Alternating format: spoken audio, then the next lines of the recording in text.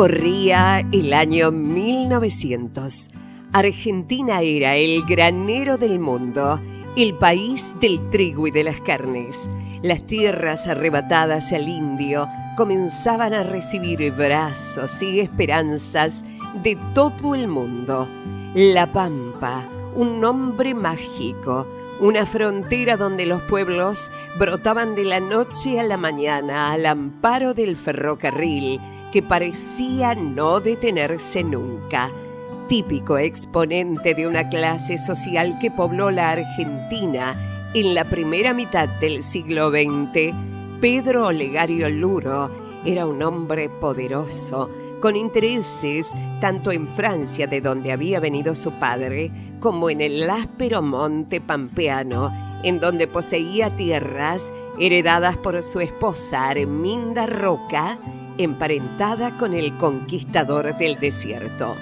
Luro era apasionado por la caza, tal como la había practicado en Europa, en la hermosa campiña de la Borgoña o de la Champaña, y como era audaz, joven y dueño de una de las más importantes fortunas de aquellos tiempos, decide concretar una idea insólita: construir un coto de caza en el bosque virgen de la Pampa.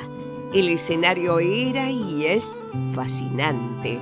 Un sector del Valle del Iguel bordeado por una extensa laguna y poblado por una fauna autóctona y una flora arisca y espinosa.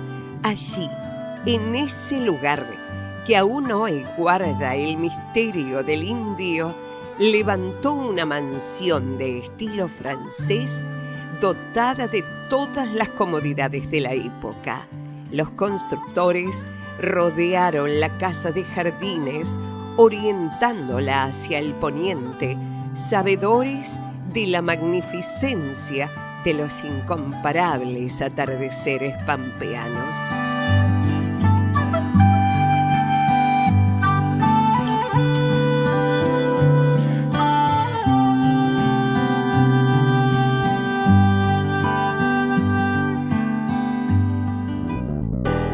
Hoy, desde el ayer, en la Reserva Provincial Parque Luro, situada a 35 kilómetros al sur de Santa Rosa, capital de la provincia de La Pampa. Un sitio especial para los amantes de la naturaleza. Recorreremos sus distintos espacios temáticos, sus distintos ambientes, laguna, médano, bosque, y por supuesto nos deleitaremos con el canto de sus aves. Los pájaros y su avistaje aquí son una nota de particular atractivo, y haremos el circuito educativo que mostrará la historia de este que fue el primer coto de caza en el país.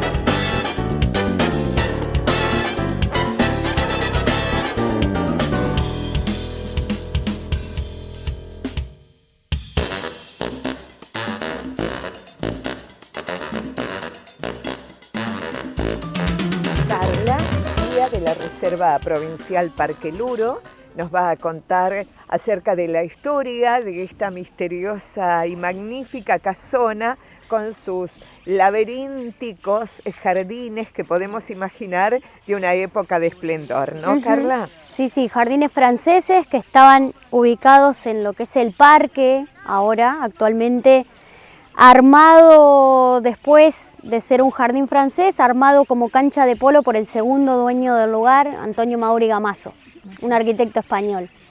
En cuanto a la casa, lo que hace el señor Pedro Luro es construir la parte central, donde vemos esas 4 ventanas dando al frente, y el ala sur la construye íntegramente en madera, en un estilo franco-normando, completamente distinta a la parte central, que contenía un estilo más Luis XVI. Quien deja la casa como la vemos hoy en día es precisamente este segundo dueño que te contaba, Antonio Maura. Él lo que hace es derribar el ala sur hecho en madera, construirlo en mampostería y agregarle este otro ala. Y ahí es como completa la casa y pone la entrada principal del otro lado, digamos. Tenía la entrada al castillo distinto al castillo del señor Pedro Luro, que era la entrada principal era para acá, ¿no? ¿Cuántas habitaciones tiene la casa? Que en su época estaba dotada del máximo confort, ¿no? En la época de Pedro Luro era solamente las habitaciones para su familia. La habitación del matrimonio de Pedro Luro y Arminda Roca, su esposa, hija del señor Ataliba Roca. Y en la época de Antonio Maura ya se suman habitaciones. Antonio Maura toma las habitaciones de Pedro Luro como habitaciones de huéspedes, agrega 2 más acá en el ala norte y en un entrepiso, en lo que sería la reforma del ala sur, agrega sus habitaciones propias, 2 habitaciones más, una para el matrimonio y la otra para su hija.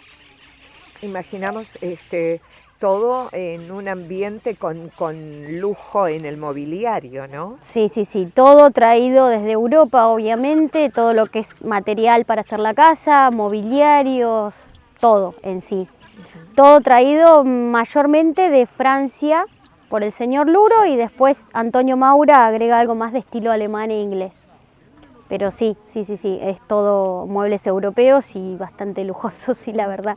Para lo que era la época, estamos hablando del 1900, cuando arranca la construcción de la casa. Para lo que era la época era la última tecnología, tanto en lo que es mobiliarios como la arquitectura misma del lugar y el confort que brindaba, ¿no? Tanto la calefacción central, no sé si te contó alguien algo de lo que era la calefacción. No. Es muy interesante porque Luro es quien construye también el tanque del Millón. Sí. Entonces, el tanque está 7 metros más alto de lo que está al nivel del suelo de la casa. En aquella dirección, 7 metros más alto. Bajaba el agua, se calentaba detrás de la casa en una caldera a leña y se distribuía a través de todo el piso de la casa de Pedro Luro, era esto. Todo el piso de madera, de pinotea francesa, a través de todo ese piso por debajo iba tuberías de bronce por donde pasaba el agua caliente. Entonces, la calefacción era desde el piso. Era calefacción central, tenía lo que hoy se llama la losa radiante, ¿no? En el 1900. Eso más radiadores que están detrás de todas las paredes en los distintos ambientes de la casa. Carla, y esta era una mansión frecuentada por escritores, personalidades de la época, nacionales y extranjeras. Mayormente personalidades extranjeras, sí, que eran los que venían. La mayor actividad en la época de Pedro Luro era la actividad cinegética, o sea, la gente que venía era el coto de casa. No se alojaban acá en el castillo, había casas construidas en lo que es el sur de lo que es hoy en día Reserva Parque Luro. Estaban ahí construidas las casas y es ahí donde se alojaban los europeos que venían a cazar. Acá solamente se quedaba la familia del señor Luro, solamente él, su esposa y sus 2 hijas, que eran quienes debían acompañar a los padres, ¿no? El matrimonio en realidad tiene 5 hijos, 3 hombres que estudiaban en Europa, así que se hacía diferencia entre hombres y mujeres. Las mujeres sí o sí tenían que venir con los padres, eran las únicas que se quedaban acá. Pero después sí, el afluente que manejaba, o sea, de visitantes que tenía lugar eran mayormente europeos que venían directamente al coto de casa. El chalet era visitado por escritores, aristócratas, nobles extranjeros, artistas. Todo el amplio ámbito de relaciones solían llegar a disfrutar de esa comodidad insólita, mezcla de lujo y modernidad en un ambiente todavía inexplorado. Quienes compartían la pasión cinegética de los dueños de casa podían participar de grandes batidas, cobrando piezas de la fauna autóctona y también de la importada. Jabalíes, ciervos rojos de los Cárpatos, animal que introducido por el propio Luro se adaptó muy bien y reprodujo rápidamente. Pero no todo era caza en la ambición de Luro. La explotación agropecuaria también formaba parte del ideario, quien hizo construir toda una infraestructura que todavía hoy resulta notable. Un tambo traído desde una feria de París, el tanque de 1 millón, que En realidad era de 2 millones de litros. Explotó el monte, abrió picadas para transitarlo y llegar así a destacar ejemplares por su belleza e imponencia, como Matusalem, un caldén que impresionó a Luro, quien así lo bautizó por ser muchas veces centenario, y frente a él hizo tallar un asiento para contemplarlo.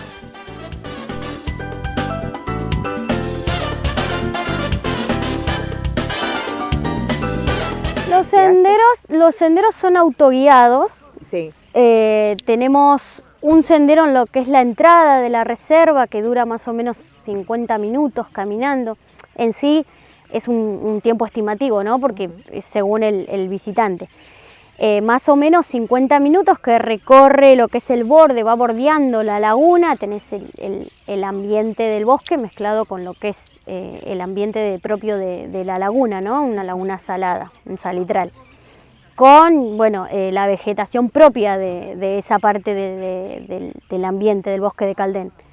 Después tenemos otro que va directamente, que baja por acá, baja directamente a la laguna y si llegás hasta el borde, digamos, tenés mejor apreciación de lo que es la laguna propia, junto con las aves y demás animales que viven ahí. Después por la parte del salón de carruajes, el Museo San Huberto, que es un salón de carruajes antiguos, por el costadito tenés el Sendero del Bosque, que también es uno de los más largos, durará 1 hora más o menos el recorrido. Vas bien por lo que es el bosque propio de Caldén, digamos, es un sendero bastante cerrado. Y después por último tenemos el sendero de los Médanos, punto panorámico, que también dura unos 40 minutos más o menos. A través de ese sendero recorres lo que son los médanos y llegás hasta el tanque del Millón. Esos serían los senderos que tenemos, son todos autoguiados, la gente va, los recorre y Correcto. Cualquier información que necesitan, estamos nosotros en el centro para ayudarlos en lo que se pueda, ¿no? Muy bien, muchas gracias.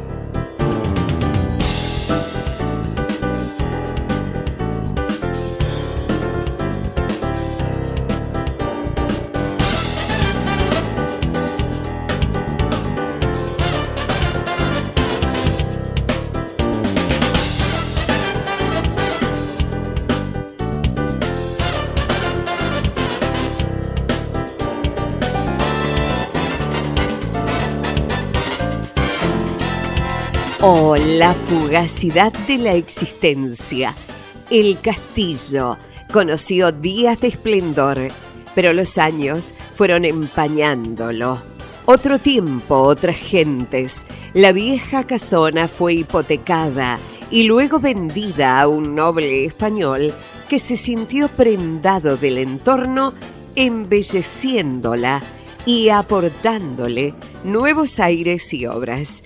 Antonio Maura, que de él se trata, se sintió profundamente atraído por el paisaje del áspero monte pampeano, cambió la estética de la mansión y le dio nueva perspectiva, ya que quería lograr una suerte de club de campo en medio de la ecología montaraz. El caballero español, abuelo de Huberto Roviralta, tuvo también su ocaso. Del olvido lo rescató la provincia de La Pampa, quien en 1965 realizó la primera compra de tierras, a la que le siguió la adquisición del castillo. Desde entonces, el Estado pampeano centró sus esfuerzos en hacer del sitio una auténtica reserva natural donde se despiertan todos los sentidos. A través de nuestra investigación periodística, presencia, consultas a guías, coordinadores y lugareños, seguiremos en Hoy desde el Ayer mostrando aspectos arquitectónicos, históricos y patrimoniales de Reserva Parque Luro. El próximo segmento tiene atractivos especiales. Ya nos reencontramos.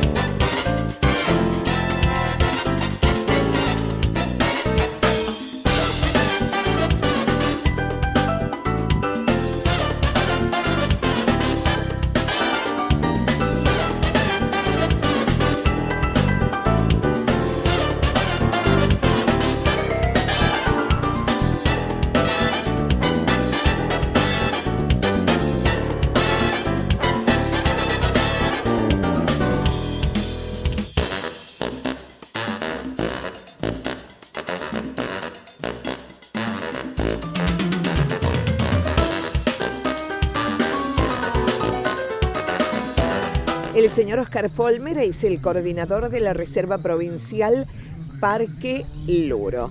¿Qué características generales tiene este sitio emblemático de La Pampa, no? Sí, bien, buenos días. Es un gusto tenerlos aquí con nosotros. La Reserva Provincial Parque Luro tiene la característica de ser la única reserva que tiene como objetivo principal la preservación del bosque de Caldén, única formación boscosa en nuestro país y en nuestra provincia, y a su vez en el mundo, ¿no? Esta formación está compartida con la provincia de Córdoba, parte de la provincia de San Luis y también algo de la provincia de Buenos Aires, pero la mayor parte se desarrolla en nuestra provincia.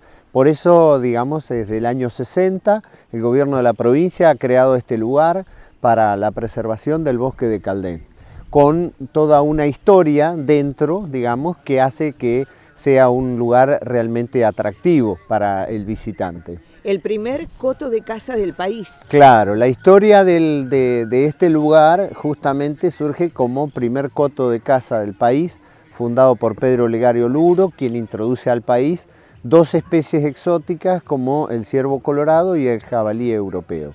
Y también le sumaba la cría de faisanes, dado que es un ave que no se cría naturalmente aquí. Entonces con eso él tenía una oferta de cacería al estilo europeo para sus amistades, porque era una persona digamos, con participación en el gobierno nacional, con muchos contactos y amistades en el exterior, fundamentalmente en Francia, ¿no? De donde era su padre. Entonces él invitaba a sus amistades a cazar aquí. Así es que toda una Belle Époque que se resume, ¿no? Claro. Las características arquitectónicas inclusive del chateau o castillo. Exactamente, él es digamos, el diseñador y constructor original de la casa que luego fue modificada por su segundo propietario, Antonio Maura y Gamazo, un noble español, que no le interesaba tanto la cacería, pero sí había quedado impactado y prendado con el lugar, digamos, con el paisaje. Tenía otras intenciones, digamos, él se dedicaba más a la cría de petizos para polo y demás, por lo tanto construye unas caballerizas aquí en el predio, pero él es el que le da una modificación importante a la casa, a este chateau, que incorporándole dos alas norte y sur al edificio principal, dándole la forma que tiene actualmente la casa. Sí. ¿Qué aves? En la época de avistaje, sí, diríamos, ¿qué aves se pueden observar? Bueno, nosotros tenemos más de 160 especies de aves, que es uno de nuestros productos fuertes de la reserva, como lo es también el avistaje de ciervo en brama, que es otro de los productos premium del lugar. Las aves se está convirtiendo cada vez más en un recurso turístico muy importante. Hay mucho interés a nivel mundial. Nos visitan, digamos, observadores nacionales, pero también internacionales en gran número. Y en el mes de octubre es el mes, digamos, que dedicamos, porque es el mes internacional de las aves, es el mes que le dedicamos a la mayor cantidad de observación, digamos, porque es donde tenemos las especies nativas más las especies migratorias. Así que más de 160 es un número muy considerado, está digamos, dentro de los registros de los organismos más importantes como Aves Argentinas y de algunas organizaciones internacionales como Wildlife International, como sitio de reserva realmente importante. ¿Cuáles son las aves nativas y cuáles las importadas, diríamos? Hemos caminado por ahí, por algunos senderos acompañados por las calandrias, ¿no? Exactamente. Bueno, como ave, digamos, nativa, no voladora, es el ñandú, es el ave que nos, digamos, representa y nos caracteriza. Y luego tenemos un sinnúmero de aves como cotorras, loros, palomas, calandrias, hay rapaces como los jotes, el águila mora, tenemos el carancho, el chimango, teros, aguas también tenemos aves de laguna, cuando nuestra laguna tiene agua, porque es una laguna intermitente, depende de la lluvia, pero en gran parte del año tiene agua, así que allí es muy común ver a los flamencos, ciertas variedades de pato, chorlos, gallaretas, o sea, es muy importante y como aves de monte, el quejón o cortarrama, tenemos cabecitas negras. Y lo más importante es que hemos logrado o hemos visto hace 2 años reproducirse al cardenal amarillo, que es nuestra especie más amenazada. Digamos, ellos han podido anidar y sacar, reproducirse en esta área, justamente en el área de uso público, ¿no? Lo cual para nosotros es una gran satisfacción, y también el cardenal común se lo puede observar en esta zona. ¿Son más de 7.000 hectáreas? Son 7.610 hectáreas, exactamente, sí. ¿De las cuales? De las cuales tenemos una pequeña porción afectada, digamos, a la recreación y al turismo. Yo diría no más de 300 hectáreas son las que estamos utilizando normalmente e impactadas, o sea, donde están las construcciones, digamos, sería muchísimo menor, serán 30 o 40 hectáreas, que es la que más se utiliza. El resto es área intangible, es área de reserva propiamente dicho. Aquí nosotros no intervenimos en ninguna de las áreas con la naturaleza, o sea, no se alimenta a los animales, no se interviene sobre el bosque. Se trata de que se conserven en su mejor estado original, sí, por eso para estudiarlo, ¿no? Claro. Y para entenderlo, porque Correcto. los objetivos de la reserva, primero es la preservación, segundo es la investigación.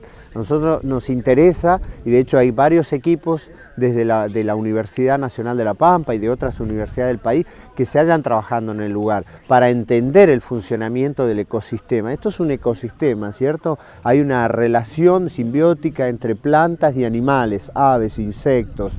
Todo funciona de manera coordinada y nosotros lo que queremos es entenderlo, cómo funciona para poderlo preservar mejor. Y el tercer objetivo recién es la recreación, o sea, el turismo, que por ahí es lo que más se ve, ¿no?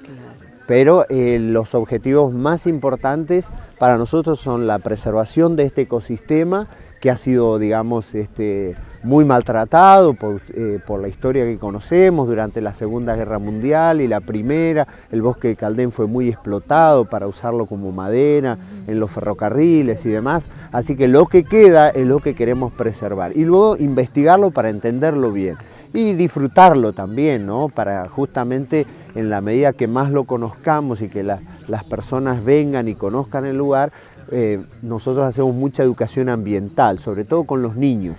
Recibimos más de 7.000 alumnos al año que vienen a visitarnos y aprovechamos ese segmento de la población para la educación ambiental, porque ellos van a ser los futuros visitantes, los futuros turistas, y queremos que entiendan estos lugares y la importancia de preservarlos. Sí, con un criterio ambiental. Por Exacto. eso se habla muchísimo de este sitio como un verdadero paraíso natural. Exactamente, sí, por eso le digo, el sector impactado es muy poquito en relación a todo lo que tiene la reserva, ¿no? Bien, se habla de 3 o 4 ambientes diferenciados. ¿Quiere explicarnos? Exactamente, sí. Nosotros aquí tenemos el principal ambiente, es el bosque de Caldén, es el más amplio, el más de mayor extensión. Luego tenemos la laguna o salitral, que es un valle de llanura, donde se forma, digamos, una salina, una laguna que si se seca se convierte en salitral.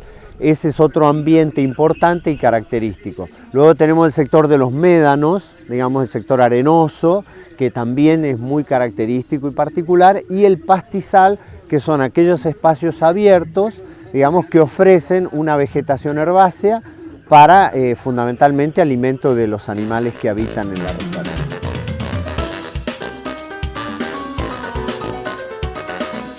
La laguna se alimenta de lluvias y pequeños surgentes. Todo el ambiente está adaptado a vivir con y sin agua y con altos contenidos de sal. La vegetación y los microorganismos se adaptan a estas condiciones extremas. En la costa, sobre el suelo arcilloso, dominan la zamba, el pelo de chancho y el jume. Este último puede vivir sumergido en agua salada. Es de las especies que mejor se adaptan. En la costa, los árboles son chañares de corteza verde amarillenta. Cuando el agua se evapora, los microorganismos se enquistan y quedan en forma latente en el fondo de la laguna. Es por esto que no se permite caminar sobre la playa, ya que destruiríamos millones de huevos, provocando un mini desastre ecológico. Estos, luego de hidratarse, serán parte del alimento de aves como los flamencos. Los senderos peatonales muestran algunas especies vegetales propias del bosque de Caldén. El recorrido del primer tramo de 200 metros aproximadamente permite disfrutar de flores, frutos, aromas de distintas especies vegetales, oír el canto de las aves y descubrir a través de huellas, fecas y huesos algunos animales que viven por allí, como ciervos, zorros, pumas, cuises. Un segundo tramo de 800 metros nos lleva desde el portón hacia el sur hasta llegar a la laguna de la que hablábamos recién, permitiendo ver el cambio progresivo de ambiente a medida que nos acercamos al salitral, sobre todo con la aparición de la vegetación adaptada a las condiciones de salinidad. Al comienzo del sendero encontramos restos de un árbol petrificado con más de 70 millones de años de antigüedad que pobló parte de la provincia de La Pampa en la época en que aún vivían los dinosaurios. Este proceso en que los minerales ocupan el lugar del tejido vegetal lleva muchos años. En los senderos encontramos otras especies que ya existían hace 80 millones de años. Mientras caminamos por el bosque, pensamos que a la naturaleza le ha llevado millones de años formar aquello de lo que hoy disfrutamos. Por favor, cuidémoslo. Seguimos viviendo la historia y la cultura de Parque Luro, Reserva Provincial Pampeana, y por supuesto, su majestuosa naturaleza. En minutos, a la vuelta del espacio publicitario. Muchas gracias.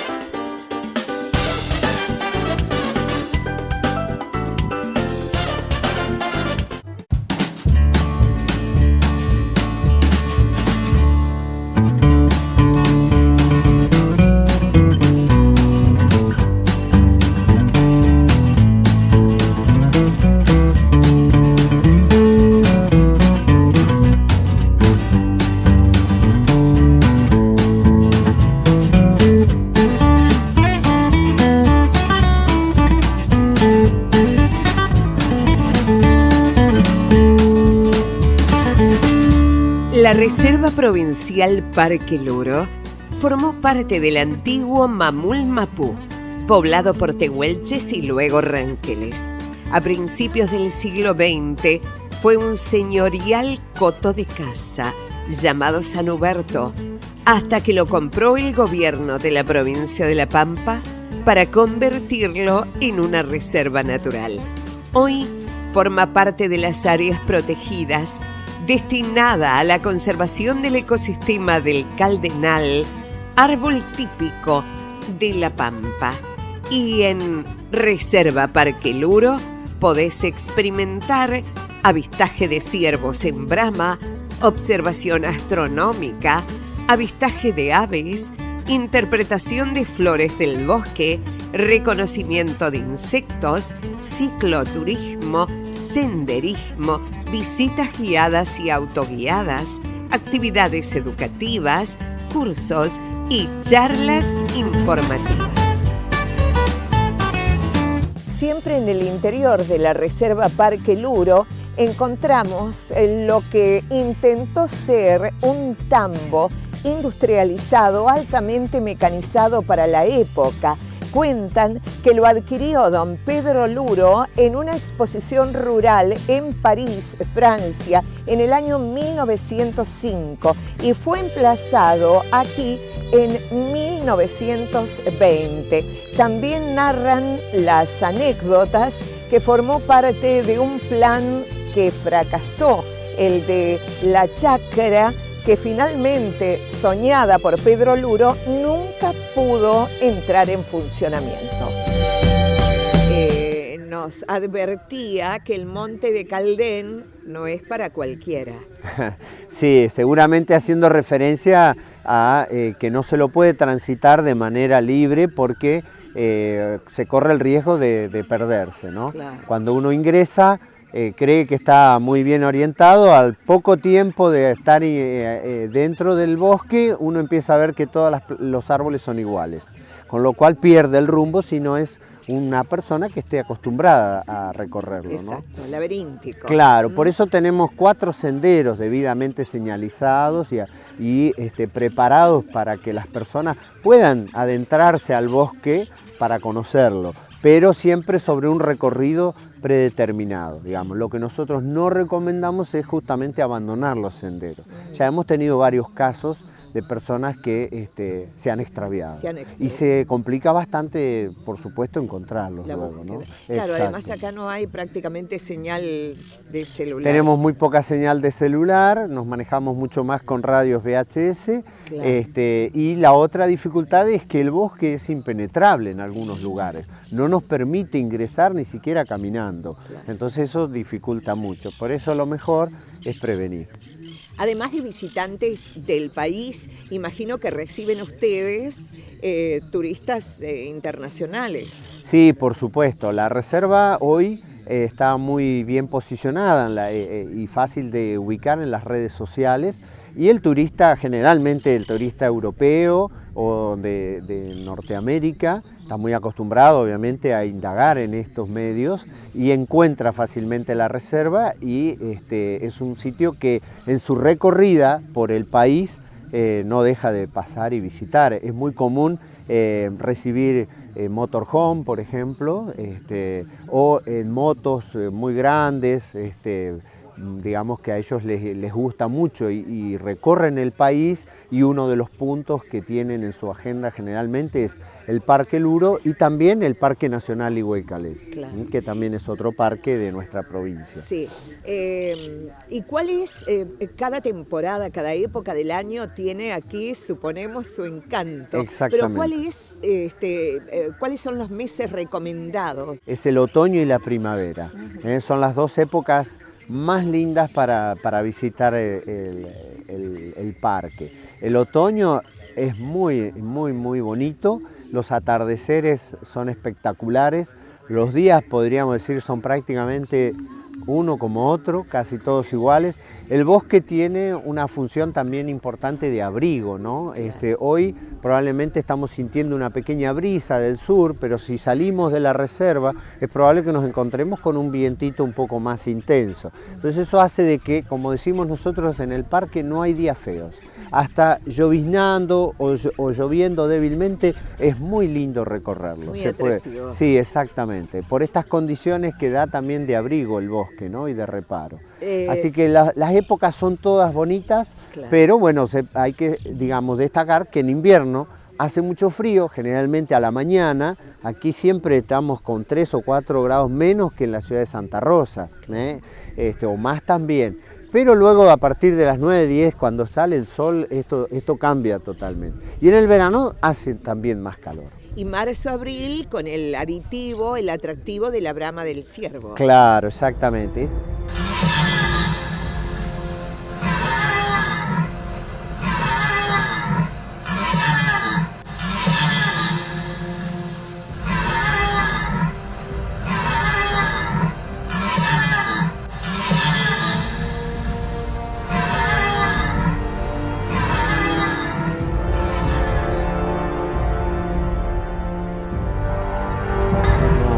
tenemos, digamos, reparo en compararlo con productos como el avistaje de ballena o el avistaje de pingüinos en el sur, ¿no? ¿Por qué? Porque es un producto exclusivo que solo se puede observar aquí, solo se puede observar durante 45 días aproximadamente, porque es el momento, el único que tenemos para observar a los machos de esta especie de ciervo colorado. Es el momento en que ellos dejan la espesura del bosque para reunirse con las hembras que habitan todo el año en estos pastizales abiertos. Entonces, es la única oportunidad que tenemos, los que estamos aquí, los que vienen, para poderlo observar a este animal en un ritual muy interesante, que es el ritual de apareamiento, ¿no? Pero interesante por la estrategia que desarrolla el animal, por estos famosos bramidos que emite, de allí el nombre, ¿no? El avistaje de ciervo en brama. Ellos braman porque es su mensaje hacia las hembras y hacia otros animales que están obviamente tratando de hacer la misma tarea. Aquí la ley de la naturaleza prima fundamentalmente, por sobre todo, es la ley del más fuerte, como normalmente sucede en las especies naturales, que tiene una finalidad muy clara, que es la de la preservación de la especie. Entonces el animal lo que hace es tratar de marcar un territorio sobre el cual se establece y va a permanecer todo este tiempo, y a su vez reunir la mayor cantidad de hembras para su apareamiento. Son, digamos, animales que podríamos decir reúnen harén para esta actividad. El animal mejor dotado en cuanto a su genética, en cuanto a su morfología, es el que va a tener la posibilidad de aparearse con la mayor cantidad de hembras. Esto es selección natural, pura. Pero hay siempre otros que también pretenden lo mismo. Entonces allí se establecen peleas, hay digamos, luchas por el territorio, luchas por las hembras, lo que hace que el animal esté todo el tiempo pendiente de su actividad. No se alimenta y bebe agua solo si tiene la posibilidad de hacerlo porque ha llovido. O sea que durante esos 45 días el animal pierde aproximadamente el 35% de su peso corporal. Se dedica casi pura y exclusivamente a esta actividad. Luego, finalizada esta época, se retiran nuevamente a la espesura del bosque y no se los puede, claro, para recuperarse, digamos, hasta el próximo la próxima año. brama. Y otra cosa muy interesante que a la gente le impacta es, obviamente, esa gran cornamenta que tiene. Sí, claro. Cornamenta que no la tiene todo el tiempo, digamos, porque al mes de que ha terminado la actividad de apareamiento, esa cornamenta se desprende por completo. Digamos, desde la raíz, desde la unión con el cráneo, se produce una caída completa de esa cornamenta. Y aproximadamente hacia fines de la primavera comienza a crecer nuevamente. O sea que todos los años renueva la cornamenta del ciervo, que es lo que le da, digamos, cierta espectacularidad y es también una señal para las hembras, ¿no? Así como el pavo real, digamos, despliega todas sus plumas, fundamentalmente su cola, son, digamos, signos que ellos utilizan para impactar y para atraer, seducir, como decimos los humanos. Para seducir, claro. Muy bien. Para familias o visitantes que quieran hospedarse aquí, ¿tienen posibilidad dentro de la reserva? Sí, tienen posibilidad. La reserva está abierta todo el año. Solo cerramos, digamos, como fechas programadas para Navidad y Año Nuevo y alguna otra fecha como el caso de las elecciones nacionales, ¿no? Que estamos obligados a cerrar. Luego la reserva permanece todo el año. Los visitantes pueden alojarse en dos modalidades, en camping o en cabañas. Digamos, el camping está restringido justamente solo en el momento del avistaje de ciervo en brama. ¿Por qué? Porque el sector del camping es ocupado por estos animales. Ellos son anteriores a nosotros y son muy territoriales. Todos los años vienen al mismo lugar. Entonces a ellos no les interesa que haya mesas y parrillas. Ellos van a ese lugar porque es su territorio.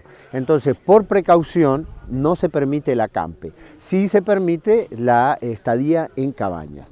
Ahora, salvando este periodo de 45 días de marzo y abril, el resto del año se puede acampar todo el tiempo en la reserva.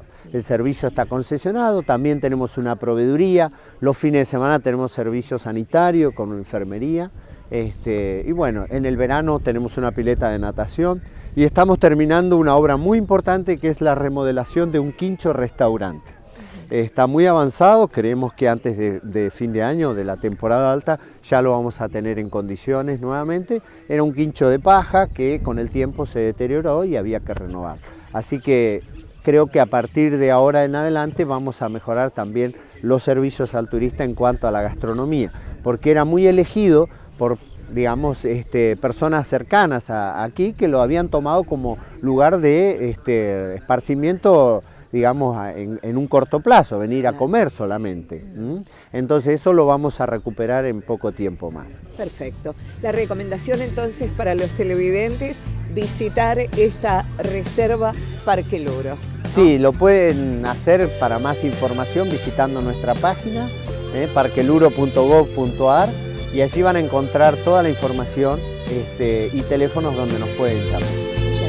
Gracias a ustedes. José María Perelló cumple funciones aquí en la Reserva Provincial Parque Luro. ¿Cuál es tu experiencia cotidiana y tu función? Básicamente mi función, buenas tardes, ante todo, es la de atención al público, capacitado como guía de turismo, cumpliendo el rol en Museo San Huberto, devenido a Sala de Carruajes. Bien. ¿Qué pregunta el turista cuando ingresa? Las preguntas son variadas. Lógicamente es el conocimiento amplio de cómo se originó este lugar. También, lógicamente, el atractivo de los animales, ante todo eso. Y puntualmente si está la reserva continuamente abierta, que de hecho es así, son los 365 días del año, salvo en las fiestas de fin de año. ¿Cuántas personas ingresan diariamente a la reserva? Puntualmente no manejamos una estadística exacta. Sí tenemos un promedio mensual entre unas 400 a 650 personas mensuales, con el día domingo, que es donde el flujo de gente en temporada baja, porque ya temporada alta es otro número mucho más importante. Exactamente, más significativo y más abultado. Puntualmente es temporada baja ahora en estos momentos, agosto, hasta fines de septiembre, que se le denomina temporada baja, donde es muy poco el número en comparación a la temporada alta. Bien. Turistas de todas las provincias argentinas, suponemos, y también los pampeanos y los santarroceños que hacen miniturismo. Exactamente. La sinergia del turismo es puntualmente en lo que es la región central del país, con la muy buena de que el sur, con el Calafate a la cabeza, provoca o promueve mucho turismo extranjero, sobre todo del lado europeo. Ese es el movimiento más significativo que tiene la reserva a nivel turista extranjero. Bien. José María, contanos de tu experiencia en nuestra ciudad, en Huincarrenanco. Bueno, fue hace muchos años, estamos hablando concretamente, para situarlos cronológicamente, entre el 84 al 86. Había comenzado mitad de séptimo grado, donde terminé precisamente ese medio año, y tuve el primer año en el Colegio Nacional, Mansilla, mi paso todo completo, hasta que volví a mi lugar de origen, de nacimiento y de crianza, que es Eduardo Castex. Fue muy positivo, en una época muy trascendental, de formación total, y donde me llevo los mejores recuerdos.